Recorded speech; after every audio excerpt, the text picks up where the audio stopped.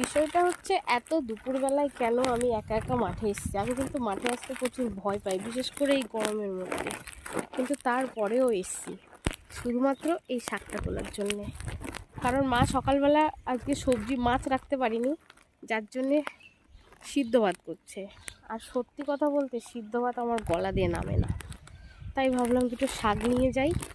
মাকে বলবো এটাকে একদম মুচমুচে করে ভেজে দিতে, মা ভাজুক কিংবা আমি ভাজি, এমনটা তো নয় যে আমি পারি না, আমিও পারি।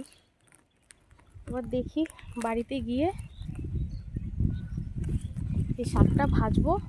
আর সকালে দেখেছি মা না কটা কুমড়ো ফুল তুলেছে আমাদের বাড়ি থেকে, ওই কুমড়ো ফুল দিয়ে চালের গুঁড়ি দিয়ে সুন্দর করে বড়া করব, গরম গরম ভাতের সাথে দারুণ লাগবে। আর আজকে মঙ্গলবার, মা বলেছে বিকালে বাজারে যাবে, মায়ের ওষুধ ফুরিয়ে গেছে, ওষুধ আনতে যাবে, তখন অবশ্য মাছ কিংবা যাই হোক কিছু একটা নিয়ে আসবে। স্নানটা করে পুজো দিয়ে তারপরে চলে এসেছি। এই যে চারিপাশটা দেখো একবার, প্রচুর রোদ্দুর, প্রচুর। এই যে সেই বাগানটা, এবার ডিসেম্বর মাসে এই বাগানে পিকনিক করেছিলাম।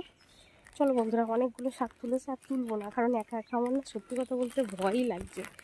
কারণ মাঠের মধ্যে তেমন কেউ নেই, আর প্রচুর হাওয়া চলছে, আর রোদ্দুরটা তেজও প্রচুর।